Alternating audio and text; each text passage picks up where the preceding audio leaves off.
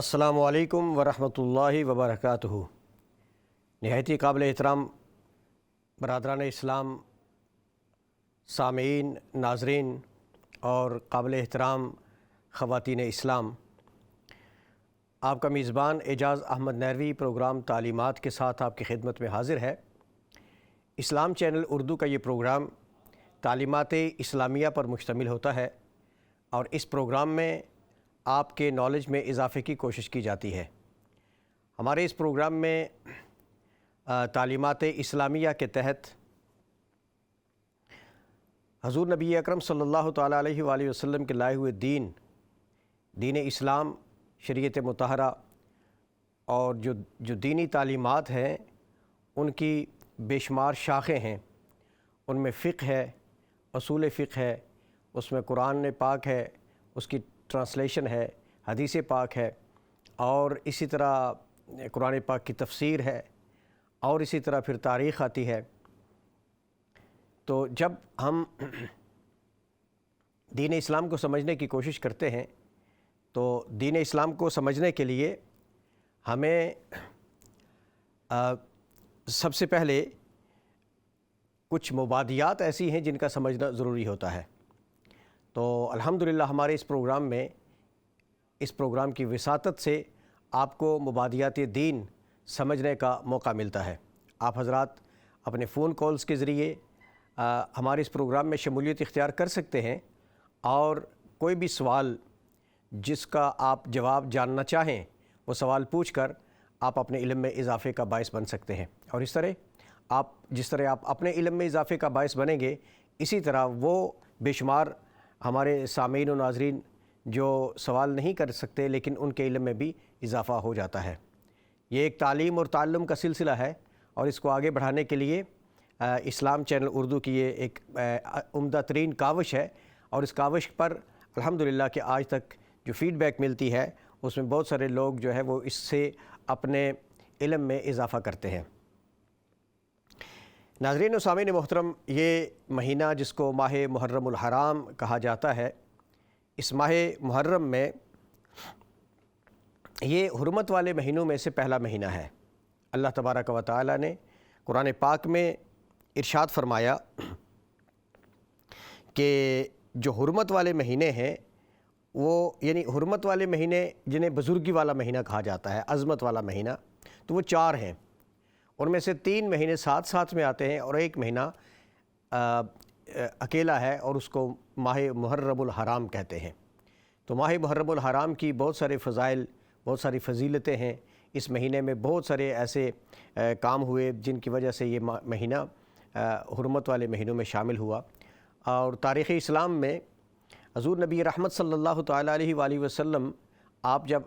ہجرت کر کے مدینہ تشریف لائے تو آپ نے دیکھا کہ کچھ دوسرے مذاہب کے لوگوں نے وہاں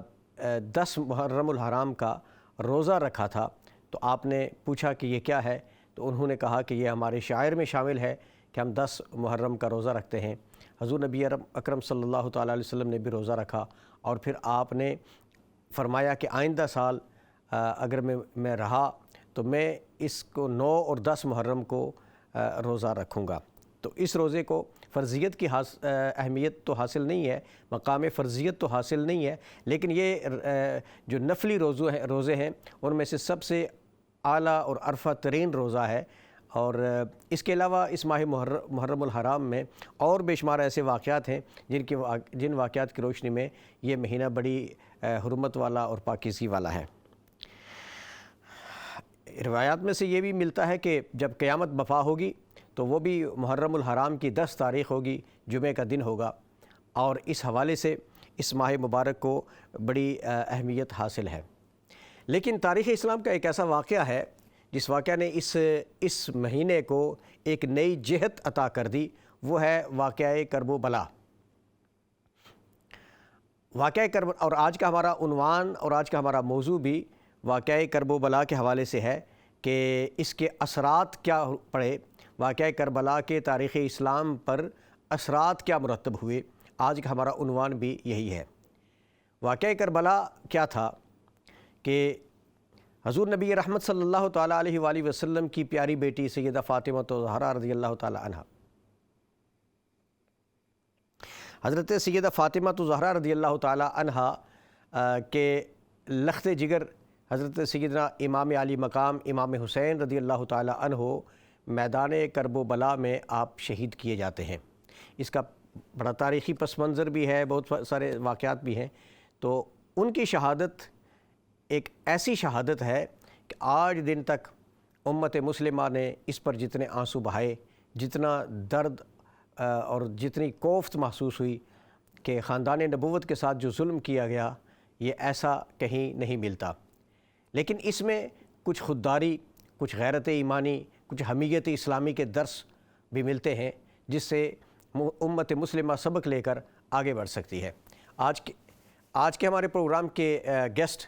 حضرت علامہ الشیخ غلام ربانی الافغانی ہمارے ساتھ موجود ہیں۔ ہم اپنے پروگرام میں انہیں خوش آمدید کہتے ہیں۔ حضرت السلام علیکم ورحمۃ اللہ وبرکاتہ۔ وعلیکم السلام ورحمۃ اللہ وبرکاتہ۔ حضرت آپ انتہائی مصروفیات میں سے آپ نے وقت نکالا، بہت شکر گزار ہیں کہ آپ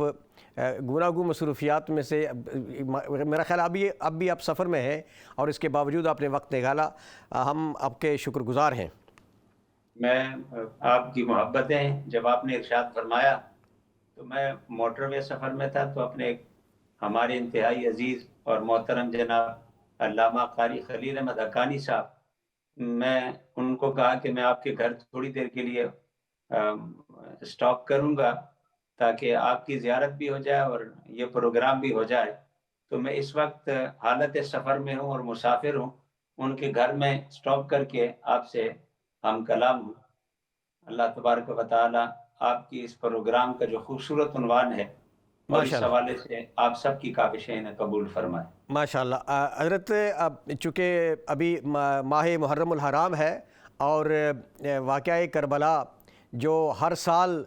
اس زخم کو تازہ کرتا ہے، جو زخم امت مسلمہ کو حضرت امام علی مقام اور دیگر شہدائے کربلا کی صورت میں مسلمانوں کو جو زخم لگا، اس کا ہر سال بلکہ ہر وقت وہ تازہ ہی رہتا ہے، لیکن جب محرم آتا ہے تو یہ زخم تازہ ہو جاتا ہے۔ تو میں جاننا چاہوں گا، سامعین بھی جاننا چاہیں گے کہ اس کے جو پس منظر میں کیا تھا اور یہ واقعہ رونما کیوں ہوا کہ جس وجہ سے اتنا بڑا عظیم سانحہ اور امت مسلمہ کا ایک عظیم فرد، نبی رحمت علیہ الصلوۃ والسلام کی اولاد پاک اور حضرت سیدہ فاطمہ رضی اللہ تعالی عنہ کا لخت جگر، حضرت علی المرتضیٰ شیر خدا رضی اللہ تعالی عنہ کا نور نظر قربان ہو جاتا ہے، تو اس کے مضمرات آپ ارشاد فرمائیں۔ بسم اللہ الرحمن الرحیم۔ سب سے پہلے تو میں آپ اور آپ کے توسط سے آپ کی پوری ٹیم کو، اسلام چینل کو مبارکباد پیش کرتا ہوں کہ اتنے اہم اور خاص موضوع پر آپ نے آج کی نشست کا اہتمام کیا۔ واقعہ کربلا کو سمجھنے کے لیے آپ اس کی اہمیت کو، اس کے دور رس اثرات کو اور اس کے نتائج کو اس وقت تک نہیں سمجھ سکتے جب تک آپ واقعہ کربلا کے پس منظر کو نہ سمجھیں۔ نبی کریم صلی اللہ علیہ وسلم کی زندگی اور آپ صلی اللہ علیہ وسلم کی جد و جہد، سیرت مبارکہ کے ایک صفحہ پلٹنے سے پہلے آپ عرب کی طرف چلیں اور آپ صلی اللہ علیہ وسلم کے اعلان نبوت سے پہلے عرب کا دور، جسے دور جاہلیت کہا جاتا ہے، اس دور میں آپ دیکھتے ہیں کہ کس طرح انسان پستی کی آخری حدوں کو چھو رہا تھا اور ذلت کی انتہا کو پہنچا ہوا تھا۔ یہ وہ عرب معاشرہ ہے۔ آج ہم الکوہل کی بات کرتے ہیں، ویسٹرن سوسائٹی میں شراب نوشی کی بات کرتے ہیں۔ دور جاہلیت میں اگر آپ عربی لٹریچر اٹھا کر دیکھیں تو کم و بیش 250 نام شراب کے لیے آپ کو عربک لٹریچر میں ملیں گے۔ اس سے آپ اندازہ لگا سکتے ہیں کہ ان کا ذوق شراب کیا تھا۔ گھروں میں پانی کے مٹکوں کے ساتھ ساتھ شراب کے مٹکے ہوتے تھے، اور یہ شراب نوشی اور اس کی مجلسیں، اس کا استعمال کلچر کا حصہ بن چکا تھا۔ اس کے ساتھ ساتھ دوسری چیز جو آج آپ یورپ میں ہم ذکر کرتے ہیں، فحاشی اور عریانی، آپ اگر دور جاہلیت کا مطالعہ کریں تو بدکاری کرنے والی عورتیں اپنے گھروں پر جھنڈے لگاتی تھیں اور ان کے گھروں کے جھنڈے بتاتے تھے کہ کس کا گھر ہے. اور ناجائز تعلقات کے حوالے سے اگر حدیث مبارکہ کا مطالعہ کریں کہ کس طرح کسی خاتون کا 3 بندوں سے 9 بندوں سے 9 سے زیادہ بندوں سے اگر تعلق ہو تو نسب کا تعین کیسے ہوگا، وہ ایک طویل داستان ہے. حتیٰ کہ بڑے بڑے سردار اپنے آنے والے مہمانوں کی ضیافت کے لیے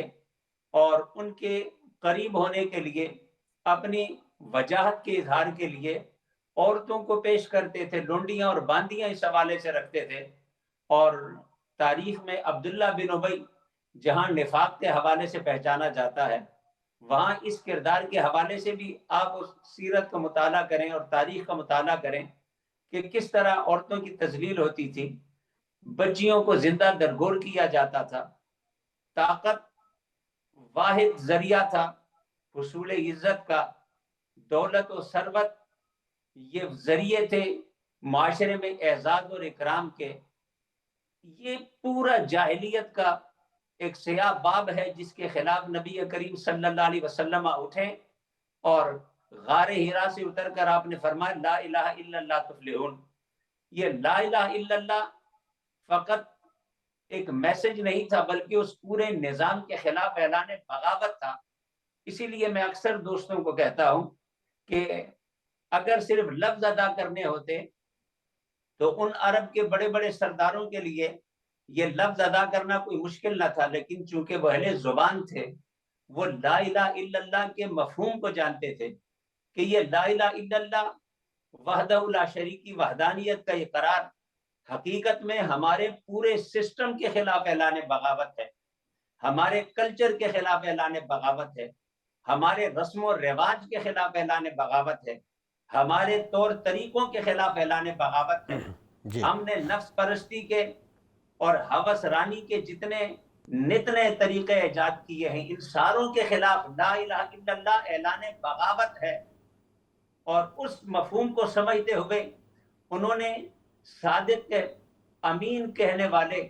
جنہیں صبح و شام جن کی صداقت کا امانت کا اعلان کرتے پھرتے تھے ان کے خلاف محاذ قائم کیا. کہیں ان کے راستے میں کانٹے بچھائے، کہیں انہیں ساحر کہا، کہیں جادوگر کہا. کون سا ہتھ کنڈا اور طریقہ ہے جو انہوں نے آپ صلی اللہ علیہ وسلم اور آپ کے ماننے والوں کے خلاف استعمال نہ کیا. اور ایک بات آپ ذہن میں رکھیں کہ مشرکین مکہ ہر طرح کے ہتھ کنڈے استعمال کرنے کے بعد آپ تاریخ کے صفحات میں اس واقعے کو کبھی نظر انداز نہ کریں جس سے آپ کو سیرت مصطفیٰ اور پھر شہادت امام حسین کا وہ حقیقی مفہوم سمجھ آئے گا کہ جب وہ سارے جمع ہو کر ابو طالب کے گھر آئے اور ان سے کہا کہ اپنے بھتیجے سے کہو اگر کسی خاندان میں نسبت چاہتا ہے تو جس خاندان کو کہیں ہم اس خاندان سے ان کا رشتہ کرا دیں گے. اگر یہ دولت چاہتے ہیں ہم رؤسائے قریش ہیں، ہم نے آج طے کر لیا ہے کہ ہم نے اس جھگڑے کو ختم کرنا ہے. باپ بیٹے کے خلاف، بیٹی ماں کے خلاف، بہن بھائی کے خلاف، چچا بھتیجے کے خلاف، مکے کے اندر جو افراتفری ہے ہم نے اسے ختم کرنا ہے. وہ جتنی دولت چاہتے ہیں ہمیں بتائیں، ہم مل کر ان کا مطالبہ پورا کریں گے. اور وہ تیسری بات کہ اگر وہ سرداری چاہتے ہیں تو ہم سارے مل کر انہیں سردار ماننے کے لیے بھی تیار ہیں. لیکن کیا کریں، دولت چاہیے ہم دینے کو تیار، کسی خاندان میں ایلیٹ کلاس میں نسبت چاہیے دینے کو تیار، بلکہ سردار ماننے کو بھی تیار ہیں. لیکن ہمارا مطالبہ ان سے ایک ہی ہے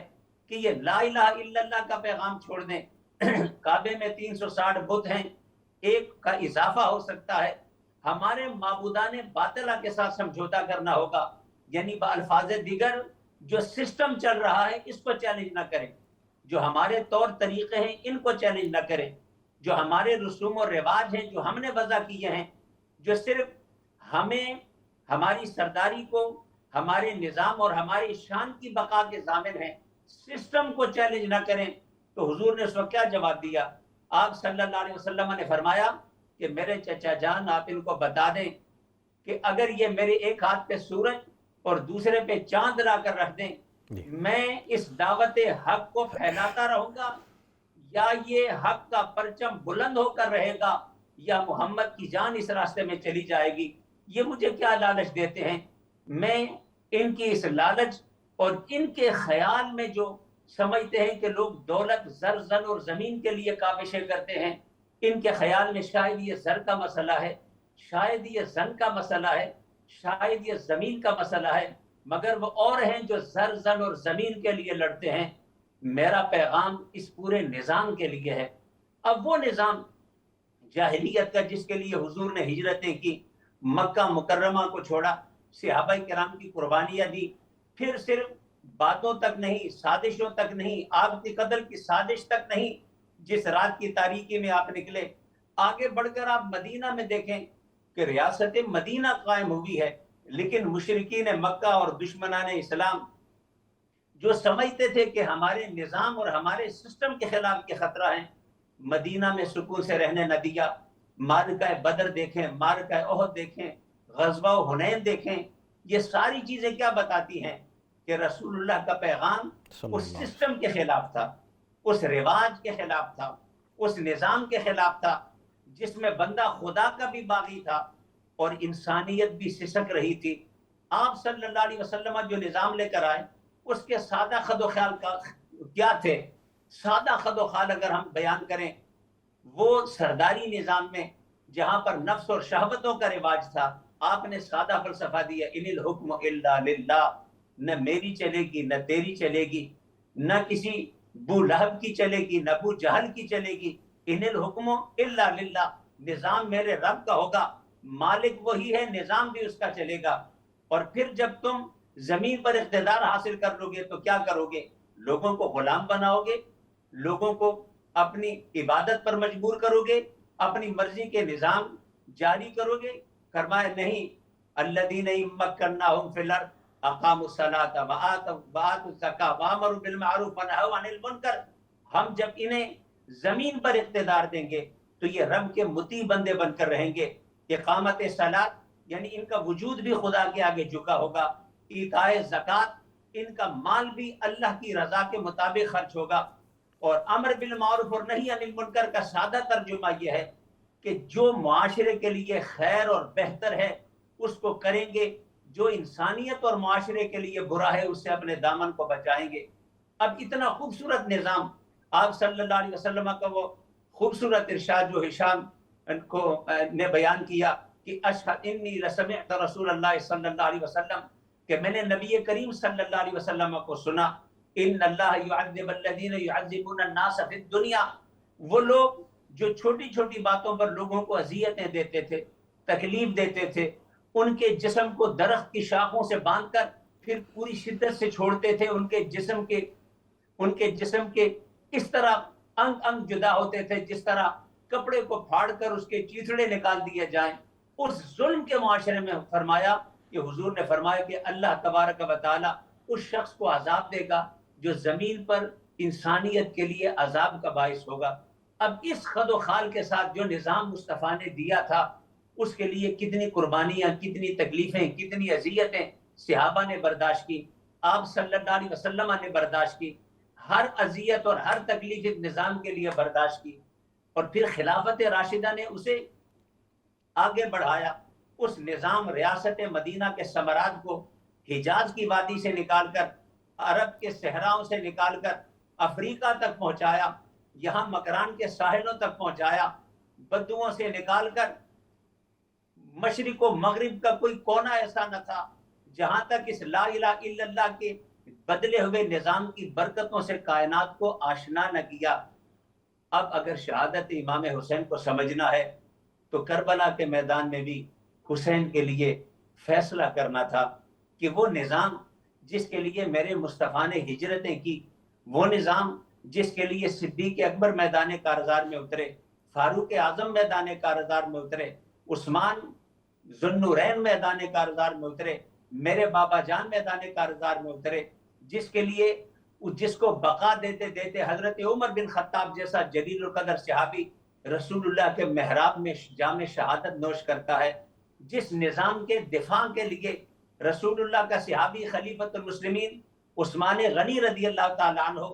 تلاوت قرآن کرتے ہوئے جام شہادت نوش کرتے ہیں، جس نظام کے دفاع کے لیے میرے اپنے بابا جان علی مرتضی کرم اللہ تعالی وجہ کریم کوفے کے محراب میں اپنی جان نچھاور کرتے ہیں، جام شہادت نوش کرتے ہیں.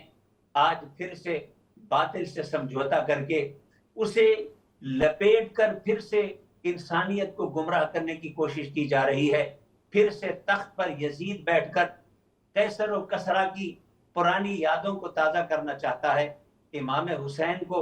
آپ یہ بات ذہن میں رکھیں، اور یہ وہ بنیادی نقطہ ہے جو ہم نے ہر فرد کو، ہر زن و مرد کو، ہر چھوٹے بڑے تک پہنچانا ہے کہ حسین اگر اپنی آسائشیں چاہتے، حسین کو اس وقت زمانہ تسلیم کرتا تھا، مدینہ ان کے لیے اپنی راہیں، اپنی پلکیں بچھاتا تھا، پورا مکہ ان کی عظمتوں کو سلام کرتا تھا. نہ دنیا کے وسائل کی کمی تھی، نہ ماننے والوں کی کمی تھی، جسے ہمارے عام اصطلاح میں کہتے ہیں، نہ ہاتھ چومنے والوں کی کمی تھی، نہ پلکوں پر بٹھانے والوں کی کمی تھی. اگر ذات کی بات ہوتی تو دنیا کی ساری آسائشیں حسین کو دستیاب تھی، مگر حسین ساری آسائشوں کو چھوڑ کر دشت کربلا میں اس لیے تنہا کھڑے ہوئے کہ آج اسی نظام کے لیے جس کے لیے میرے آقا نے، میرے نانا جان نے غار ہرا سے اتر کر اپنے چچا جن کی دیوار سے دیوار ملی تھی، ان کے استانے کو بھی برداشت کیا، جس نے کہا نعوذ باللہ نعوذ باللہ تبا لک یا محمد الہذا جمعتنا، اے محمد نعوذ باللہ تیرے ہاتھ ٹوٹ جائیں، کیا تو نے ہمیں اس لیے جمع کیا؟ مصطفیٰ نے تو جواب نہ دیا، مگر خدا نے جواب میں پوری سورت اتاری، تبت یدا ابی لہب وتب ما اغنى عنه ماله وما کسب سیصلی نارا ذات لہب وامرأته حمالۃ الحطب فی جیدها حبل من مسد. اس نظام کے بچانے کی خاطر اپنوں کے تانے برداشت کیے، رشتہ داروں کی تکلیفیں برداشت کی. آج حسین اسی میدان کارزار میں کھڑا تھا. جو کیفیت ہجرت سے پہلے مصطفیٰ اور ان کے اصحاب کی مکہ مکرمہ میں تھی، آج پھر اسلام غریب الوطن ہونے جا رہا تھا. حسین نے ساری آسائشوں کو ایک طرف رکھا، اپنی اولاد، اپنے گھر بار، اپنے گھرانے اور اپنی جان کی قربانی دے کر اس سسٹم کو بچایا جس کے لیے ان کے بابا سے لے کر ان کے نانا تک سب نے قربانیاں دی تھی. کربلا کا جو معرکہ ہے یہ کسی کی ذاتی جنگ نہیں، نہ یہ اقتدار کی جنگ تھی، نہ یہ طاقت کی جنگ تھی،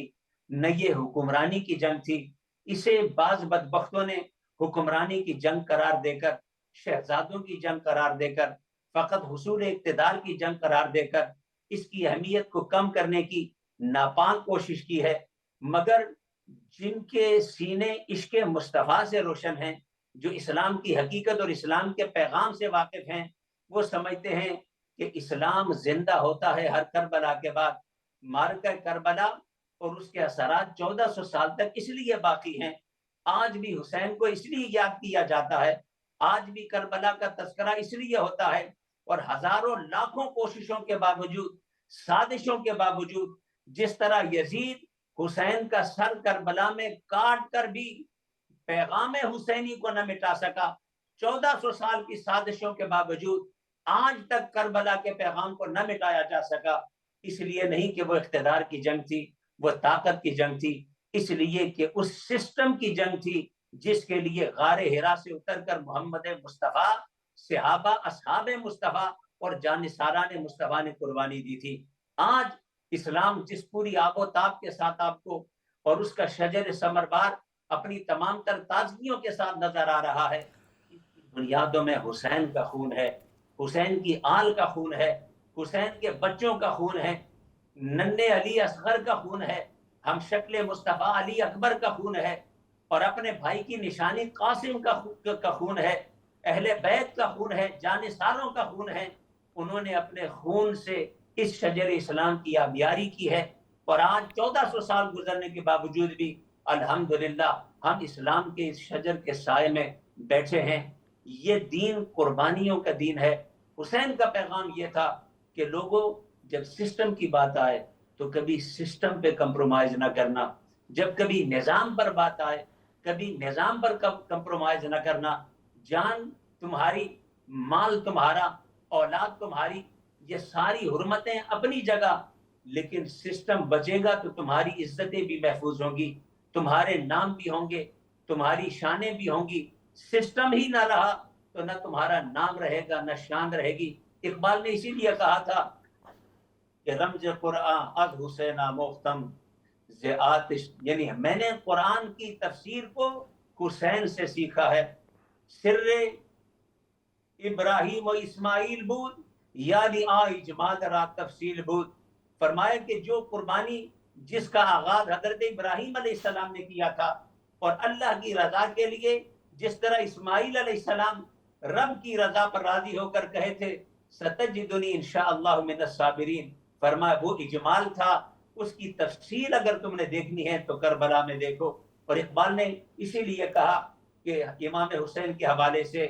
کہ تیغ بحر عزت دین است و بس، اقبال نے کہا کہ تیغ بحر عزت دین است و بس، مقصد او حفظ آئین است و بس۔ یہ جتنی گفتگو میں نے کی اس کا خلاصہ اقبال نے 2 شعروں میں بیان کیا کہ تیغ بحر عزت دین است و بس، حسین کی تلوار کس کے لیے تھی؟ فرمایا حسین کی تلوار دین کی عزت کے لیے تھی۔ مقصد او حفظ آئین است و بس، حسین کا اس سارے سفر کا مقصد کیا تھا؟ مکے سے نکلنا، مدینے سے نکلنا، کربلا کے گزاروں میں اپنے بچوں اور بیوی اور گھر والوں کے ساتھ تکلیفیں اذیتیں برداشت کرنا، مقصد او حفظ آئین است و بس، فرمایا وہ جو مصطفیٰ نے آئین انہیں دیا تھا اس کی حفاظت کا معاملہ تھا۔ اس لیے جب دنیا حج کے لیے جا رہی تھی حسین سوئے کربلا روانہ ہوئے تھے۔